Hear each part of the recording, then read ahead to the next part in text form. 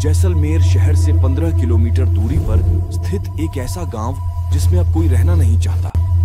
लोग कहते हैं उस गांव में भूतों और आत्माओं का डेरा है। कहा तो यह भी जाता है कि उस गांव में फैली दहशत के पीछे जो कहानी है वह उससे भी ज्यादा भयानक और खतरनाक है, जिसकी बुरी नजर की वजह से जो भी उस गांव में आता है वह अकाल मौत का शिकार बन जाता है।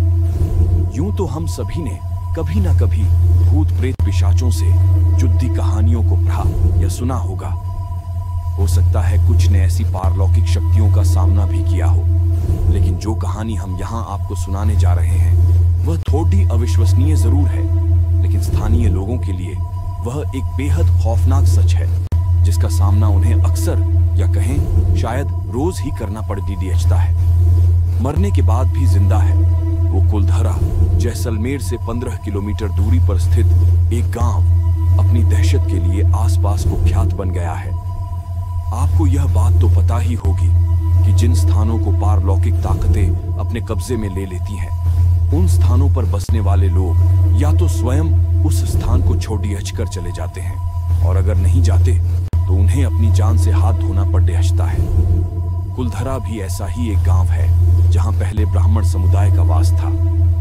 ऐसा माना जाता है कि सन 1825 में इस गांव में रहने वाले पालीवाल ब्राह्मण और आसपास के 84 गांवों के लोग रातों रात अपना घर छोड़कर चले गए थे।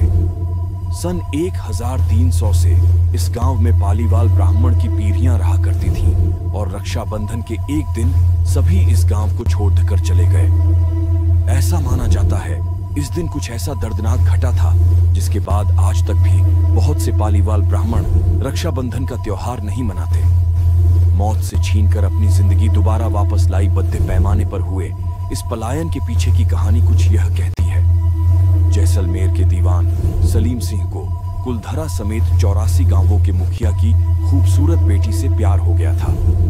सलीम सिंह ने गांव के लोगों को यह धमकी दी थी कि अगर उसका विवाह उस लड्डी इचकी के साथ न हुआ तो वह करों में और ज्यादा वृद्धि कर देगा। ऐसे हालातों में गांव के मुखिया ने उस स्थान को छोड़ दाच कर जाने का निश्चय कर लिया, और अपने पीछे यह श्राप छोड़ दीज गए कि जो भी उनके जाने के बाद इस गांव में रहेगा या बसने की कोशिश करेगा वह अपनी जान से हाथ धो देगा।